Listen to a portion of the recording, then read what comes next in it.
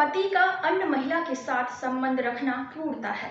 यह टिप्पणी Punjab Haryana high court ने एक मामले की सुनवाई करते हुए की है। पति ने पत्नी से तलाक लेने के लिए निचली अदालत के फैसले को हाई कोर्ट ने चुनौती दी थी। न्यायमूर्ति सुधीर सिंह और न्यायमूर्ति सुखविंदर कौर ने कहा कि हालांकि लुधियाना निवासी अपीलकर्ता पति का कहना है कि उसका उक्त महिला के साथ कोई अवैध संबंध नहीं था, फिर भी हम पाते हैं कि वैवाहिक गठबंधन के बाद किसी महिला के साथ संबंध बनाए रखना, वही भी बिना किसी उचित स्पष्टीकरण के, निश्चित रूप से क्रूरता है।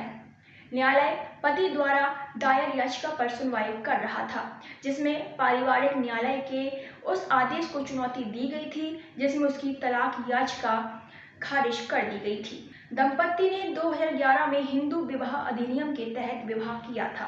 पति ने आरोप लगाया कि पत्नी उसके और उसके परिवार के साथ अत्यंत क्रूरता से पेश आती थी और अवैध संबंधों के आरोपों ने उनके विवाह में दरार पैदा कर दी थी। दूसरी ओर पत्नी ने दलील दी थी कि उसके एक बार अपने पति को एक महिला के साथ देखा था।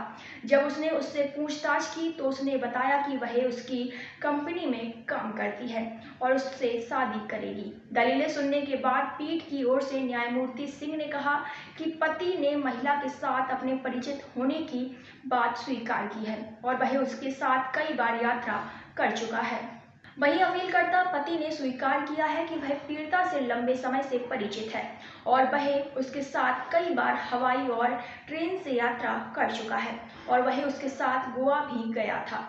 हमारी राय में पीड़िता के साथ अपने संबंधों के बारे में अपीलकर्ता पति की स्वीकृति और एक्सीडीए में बताई गई स्थिति से स्पष्ट रूप से पता चलता है कि यह अपीलकर्ता पति ही था जो पक्षों के वैवाहिक गठबंधन में अशांति का कारण था। यह देखते हुए कि युगल 2018 से अलग रह रहे थे, पीठ ने कहा कि लंबे समय से अलगाव के आधार पर तलाक देने का यह उपयुक्त मामला नहीं है।